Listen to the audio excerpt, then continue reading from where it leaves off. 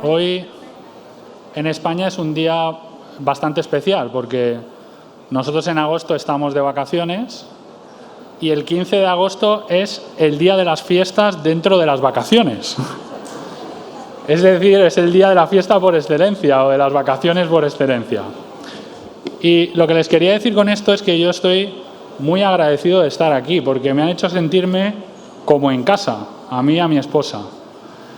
Quiero hacer un agradecimiento muy especial al presidente del Consejo de Estado, al vicepresidente, el doctor Luis Alberto Álvarez. Se nota que ha organizado este encuentro en su tierra con mucho cariño y desde luego es de agradecer. El recibimiento de ayer fue impresionante, muy cercano. Uno que ya ha ido a bastantes encuentros científicos, congresos, cursos, conferencias, no había tenido un recibimiento así tan cariñoso nunca, con lo que es una maravilla, desde luego. Y agradecer también a todas las magistradas y magistrados del Consejo de Estado por la oportunidad de estar aquí y, por supuesto, al equipo organizador que pues nos han dado todas las comodidades, todas las facilidades para poder estar aquí. Bueno, la presentación, como pueden ver, parte de la premisa de la regulación legal de la inteligencia artificial en la Unión Europea. Y pactamos el título de un referente para América Latina. Yo no estoy seguro del todo de que la regulación europea vaya a ser al final un referente para América Latina y en particular para Colombia.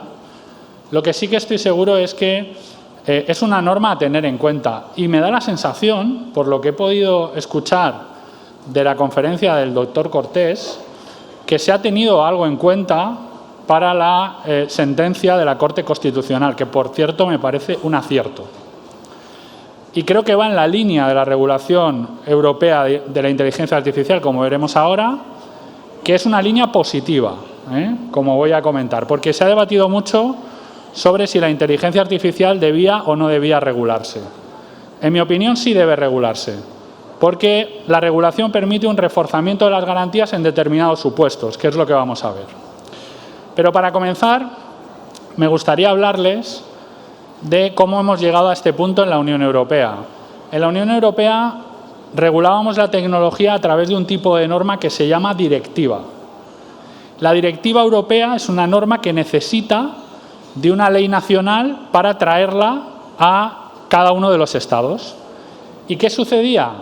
Que la directiva decía una cosa y las normas nacionales, pues bueno, iban interpretándola de unas maneras que al final no era del todo coherente. Y esto rompía la coherencia regulatoria en el marco de la Unión Europea. Y la Unión Europea básicamente es una suma de intereses económicos o de mercado.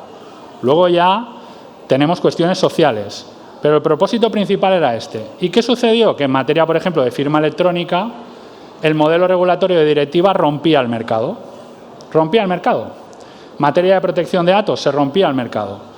Y la Unión Europea decidió regular la tecnología a través de la fórmula de los reglamentos. Y los reglamentos es el más duro del hard law posible, para que se me entienda. ¿Por qué? Porque es una norma comunitaria, como ustedes sabrán, que se aplica por igual a todos los Estados miembros de la Unión Europea. No hay margen, no hay posibilidad de no aplicarla. Y desde ese punto de vista, la Unión Europea no solo ha regulado la inteligencia artificial, ha realizado una política completa regulatoria de cuestiones que están en el centro de la regulación de la inteligencia artificial. Y en particular es los datos, la interoperabilidad y la inteligencia artificial. Y la regulación de datos, de interoperabilidad y de inteligencia artificial se ha hecho a través de normas reglamentarias, es decir, todos tenemos que cumplirla. Esto comienza en el año 2020 con la Estrategia Europea de Datos. Esa Estrategia Europea de Datos lleva como consecuencia el Reglamento de Gobernanza de Datos, que pueden ver ustedes ahí. El Reglamento de Gobernanza de Datos es la norma que regula los datos del sector público y la disponibilidad de los mismos. El Reglamento de Datos o Ley de Datos, que es una norma diferente, es la que regula los datos en el sector privado, con un aporte importante, que es el de la interoperabilidad. No se le ha dicho al sector privado, usted debe aportar obligatoriamente sus datos, pero sí usted prepare sus datos. Tenga los datos preparados para que sistemas de inteligencia artificial los puedan utilizar.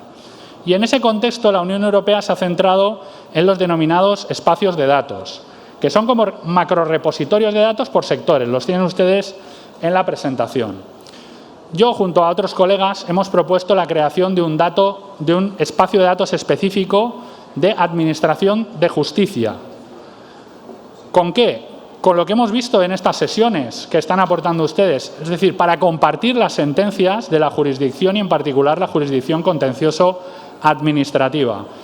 Crear un espacio de datos, hacer interoperar esos datos para que haya sistemas de inteligencia artificial in-house que se puedan utilizar. Esa sería la idea. Y la clave es la interoperabilidad. Y la interoperabilidad la represento, me gusta hacerlo con estas dos fotografías de abajo. ¿Ven esa máquina de tren antigua? Cuando empecé a estudiar la interoperabilidad en el Instituto Universitario Europeo de Florencia, le dije a la bibliotecaria que me asistía que por favor buscara la norma una norma jurídica donde apareciera la palabra interoperabilidad, porque a mí me parecía como algo muy nuevo. Y me encontré una norma de 1918 que hablaba de la conexión ferroviaria entre Francia y Alemania para compartir el carbón. La génesis del Tratado CECA, del carbón y del acero.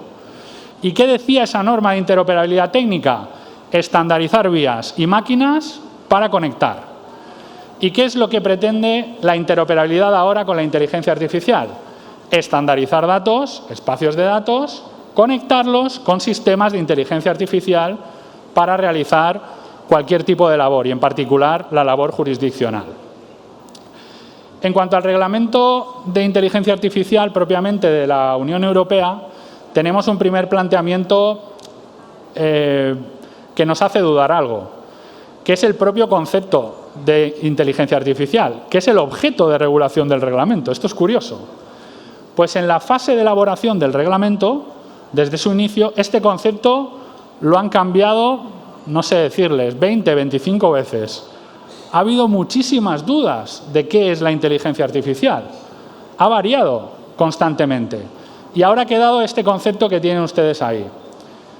¿Qué quiero decirles con esto? Que tenemos un concepto que al final es el más amplio posible, pero que sin duda es un concepto todavía en construcción. Porque han realizado un concepto totalmente amplio que incluye dentro de la inteligencia artificial las cuestiones de automatización, que en realidad estrictamente no sería inteligencia artificial. Pero la Unión Europea estaba dudosa y al final dijo, no, la automatización también es inteligencia artificial. A mí me hubiese gustado más un concepto en dos niveles, como yo he trabajado. Uno de automatización para cuestiones regladas, sencillas, para poder desarrollar todo este tipo de cuestiones de forma totalmente autónoma. Por ejemplo, en la jurisdicción contenciosa administrativa estoy convencido que muchos actos de ejecución judicial se podrían realizar por un sistema totalmente automatizado, para evitar problemas. Y luego un sistema de carácter más discrecional, de ejercicio de potestades discrecionales, que sería de asistencia, sobre todo asistencia a la labor jurisdiccional. ¿Qué ha pretendido la normativa europea? La normativa europea, la estructura es muy sencilla, una parte general, donde han incorporado una cuestión para mí importante, que es la alfabetización y formación en materia de inteligencia artificial. Esto es fundamental. El problema del no uso de las tecnologías en cualquier sector es el miedo a lo desconocido. Esto no es algo jurídico, esto es algo sociológico. Lo que nos da miedo lo rechazamos.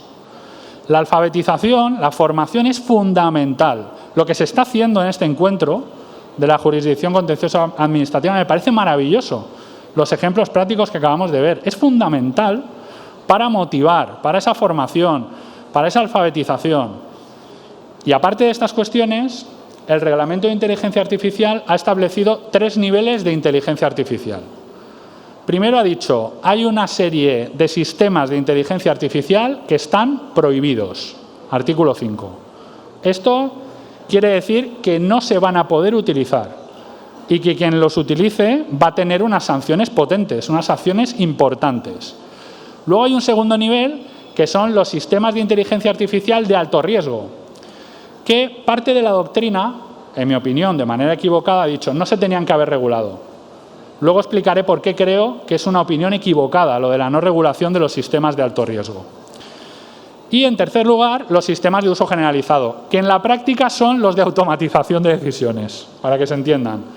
Como son sistemas leves, pues estos no plantean problema. Y luego, aparte, bueno, hay una cuestión importante. También en la regulación aparece el tema de la transparencia. La transparencia es muy importante, ya se ha hablado aquí.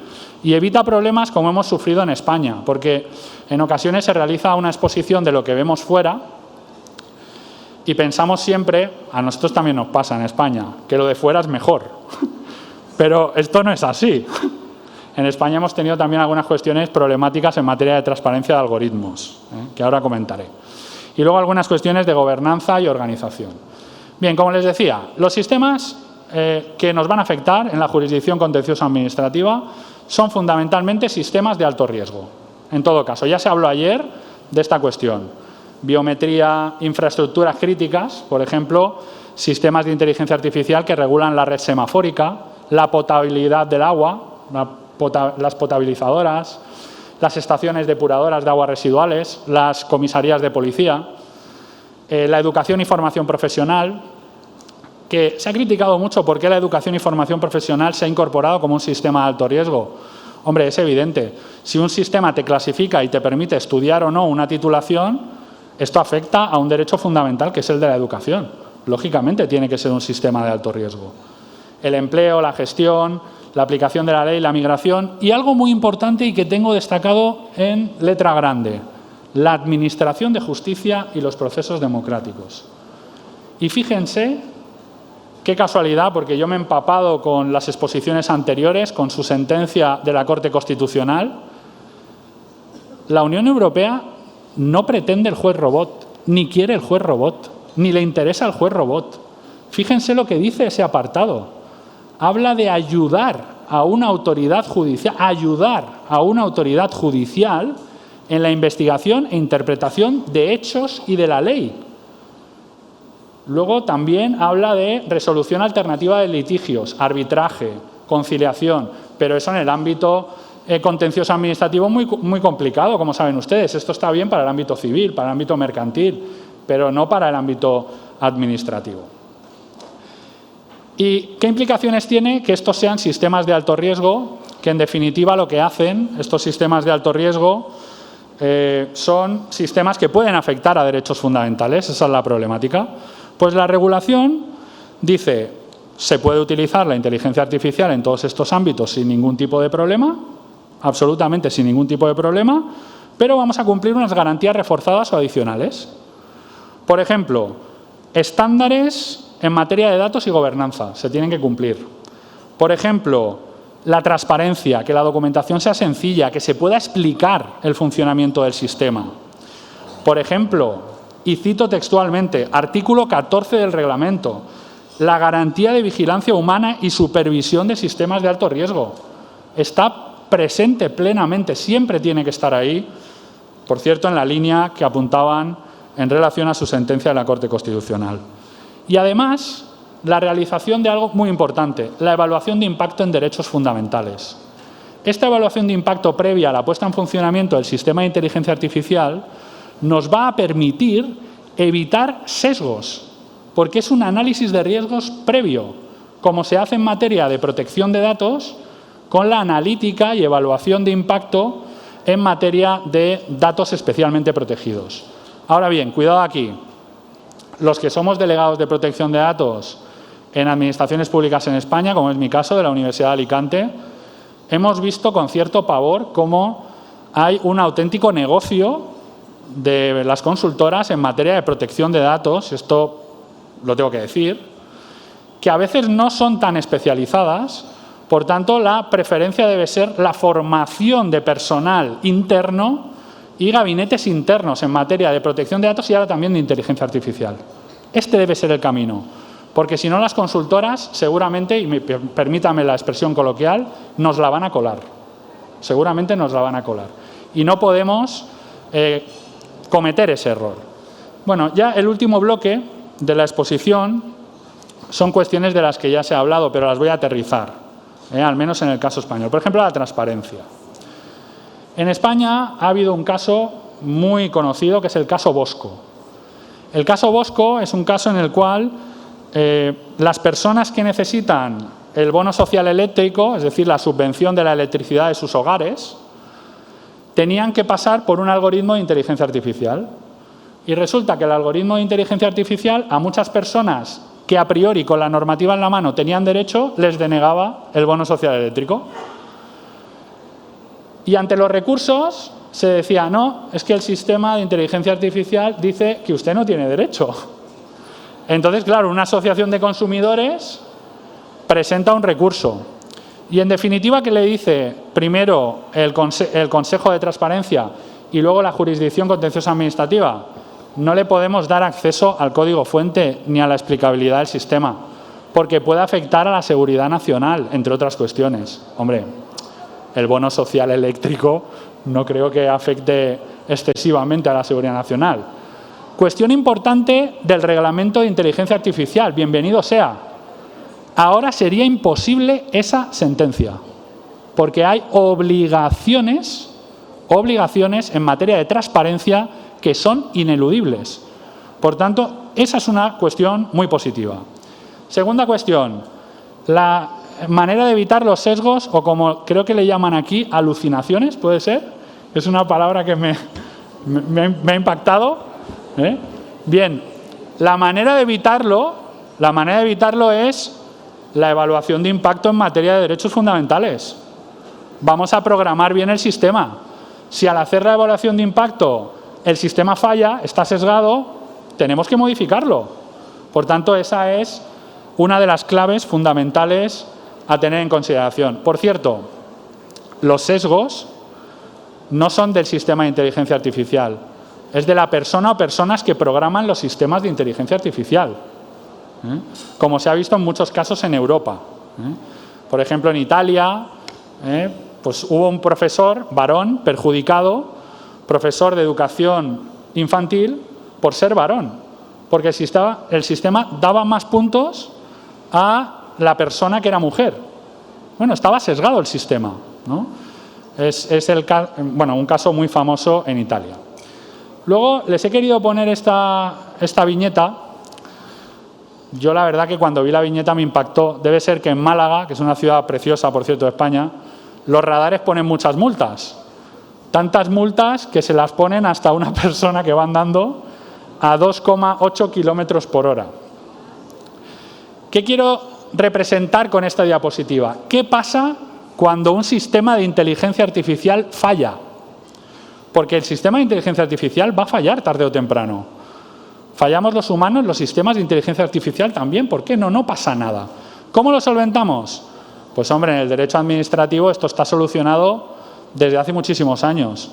En mi opinión, como he publicado y tengo varios estudios, esto se llama teoría general de la responsabilidad patrimonial. De quien use el sistema, no pasa nada.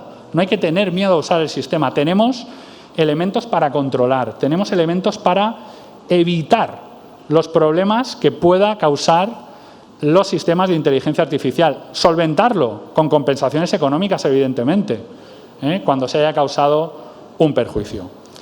Y ya para terminar, debemos, mi opinión al menos, ¿no?, con todos los respetos en este foro, ¿debemos o no debemos utilizar la inteligencia artificial en el ámbito de la jurisdicción contencioso-administrativa?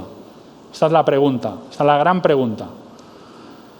En el ámbito del reglamento europeo ya lo han visto, sin ninguna duda sí.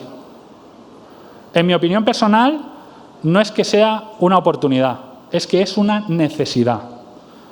Hay estudios que demuestran que los grandes despachos, bufetes de abogados, firmas de abogados, están utilizando sistemas de inteligencia artificial para presentar sus demandas contencioso-administrativas contra la Administración. Y aquí se ha desequilibrado la balanza de la justicia, de la igualdad de las partes en el proceso. Las firmas de abogados tienen mucha potencia porque tienen herramientas de inteligencia artificial. Sin embargo, la administración pública ha pasado a ser la parte débil, y todos deberíamos defender la posición de la administración pública. Por tanto, debemos proveer de sistemas de inteligencia artificial, por supuesto también a la administración pública, a las abogacías del Estado, pero también a los servidores, a los jueces de lo contencioso administrativo y juezas, porque esas herramientas de inteligencia artificial para ayudarles en su labor son fundamentales para analizar esas demandas hechas con inteligencia artificial y decirle a los jueces y juezas, magistrados y magistradas, si esa demanda es auténtica, si está bien citada la jurisprudencia, si es adecuada para ese caso o no. Es decir, usemos la inteligencia artificial para ayudar a la labor judicial. Por supuesto, si tienen alguna cuestión que quieran plantearme, pues en estos días estaré encantadísimo de conversar con todos ustedes. Muchas gracias por la invitación.